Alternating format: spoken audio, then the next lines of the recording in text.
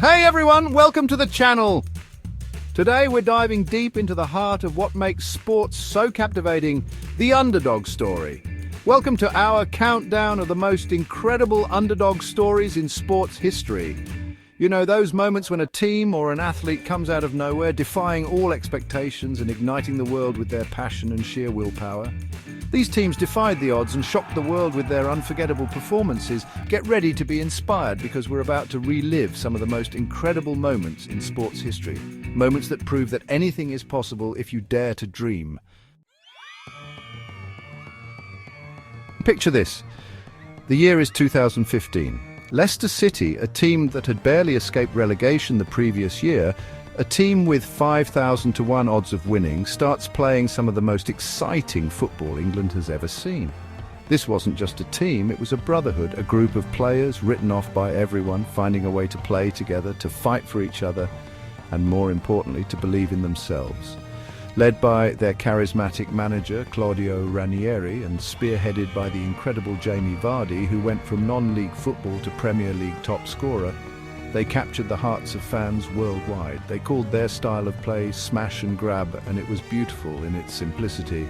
Defend with everything you have, and then counter-attack with speed and precision.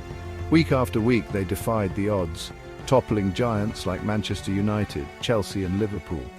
Vardy's goals became legendary, Riyad Mahrez's footwork was magical, and Kasper Schmeichel's saves awe-inspiring.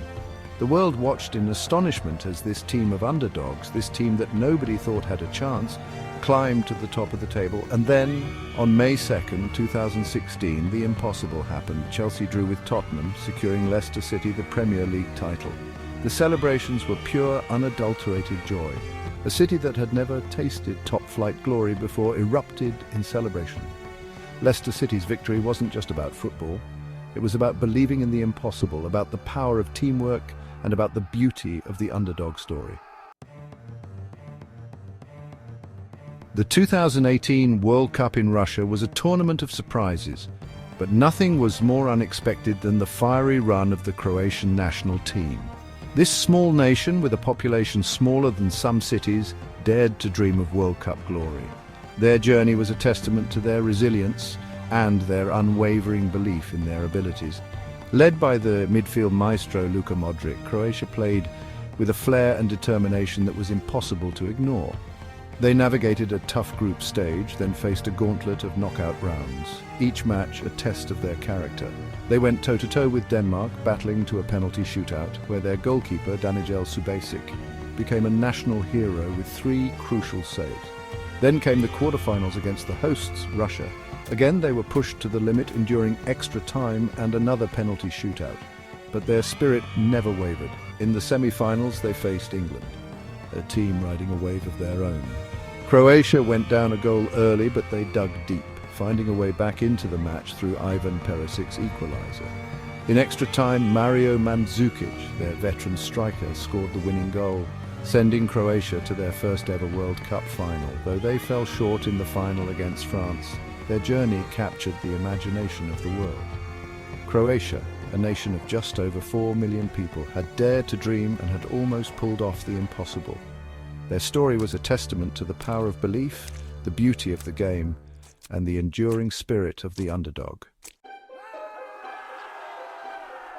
Chapter 3. The 2004 UEFA European Championship was supposed to be a celebration of attacking football, but amidst the goals and the flair, a different story was unfolding. Greece, a team known more for their defensive resilience than their attacking prowess, embarked on an unlikely journey that would rewrite the history books. Under the guidance of their German coach Otto Rehhagel, they adopted a disciplined and pragmatic approach, focusing on defensive solidity and quick counterattacks. They weren't flashy, they weren't always pretty to watch, but they were effective. They frustrated opponents with their organization and their willingness to fight for every ball. Their opening match was a sign of things to come, a stunning 2-1 victory over the hosts, Portugal. They followed that up with a draw against Spain and a loss to Russia, squeaking into the knockout stages. But something had changed. They had found their rhythm, their belief growing with each passing game. In the quarter-finals, they faced defending champions France, a team brimming with stars. But Greece, unfazed by the occasion, pulled off a monumental upset, winning 1-0 with a goal from Angelos Charisteas. The impossible was starting to feel possible. Their semi-final opponents were the Czech Republic, a team that had enchanted the tournament with their attacking flair. But Greece once again stood firm, defending resolutely and snatching a late goal in extra time to secure their place in the final. And so the stage was set. Greece, the ultimate underdogs, against Portugal, the heartbroken hosts, in a rematch of the tournament's opening game. The final was a tense affair, but Greece once again defied the odds, scoring the only goal of the game, again through Charisteas, to claim their first ever major international trophy. Chapter 4. Sometimes the greatest underdog stories begin before the tournament even starts. In 1992, Denmark was given a second chance at glory, and they seized it with both hands. They weren't even supposed to be there. Denmark had finished second in their qualifying group behind Yugoslavia, who had already qualified for the tournament in Sweden. But then, history intervened. The Yugoslav Wars led to a UN resolution that banned Yugoslavia from competing in the European Championship. Denmark, as runners-up in their group, were called upon to take their place. They arrived in Sweden with little time to prepare, many of their players on holiday after the end of the domestic season. But they embraced the challenge, playing with a freedom and a joy that was infectious. Led by their veteran captain, Peter Schmeichel, and inspired by the creative brilliance of Michael Laudrup, they played with a swagger that belied their underdog status. They started slowly, drawing their opening game against England, but a victory over France in their final group game saw them through to the knockout stages. In the semi-finals, they faced the Netherlands, the reigning European champions and one of the tournament favourites. What followed was a classic encounter, a match filled with drama and tension. Denmark took the lead twice, only to be pegged back by a resilient Dutch side. The match went to a penalty shootout, and once again Schmeichel emerged as the hero, saving Marco van Basten's penalty to send Denmark into the final. Their opponents in the final were Germany, a team that had just reunited after the fall of the Berlin Wall. The Germans were the overwhelming favourites, but Denmark, riding a wave of emotion and inspired by the occasion, produced a performance for the ages. Goals from John Fax Jensen and Kim Vilfert secured a historic 2-0 victory, completing one of the most remarkable and improbable triumphs in European Championship history. Chapter 5. The year was 1980. The Cold War was at its peak, and the Winter Olympics in Lake Placid, New York, became a battleground not just for athletic supremacy, but for ideological dominance. The US men's hockey team, a group of amateur and collegiate players, faced the seemingly invincible Soviet Union team, a squad of seasoned professionals who had dominated international hockey for decades. The Soviets were a machine, a well-oiled, perfectly synchronized display of skill and power. The US team, coached by Herb Brooks, were a ragtag bunch, full of heart and determination, but given little chance against the might of their opponents. The game was more than just a hockey match. It was a clash of cultures, a symbol of the ideological divide that gripped the world.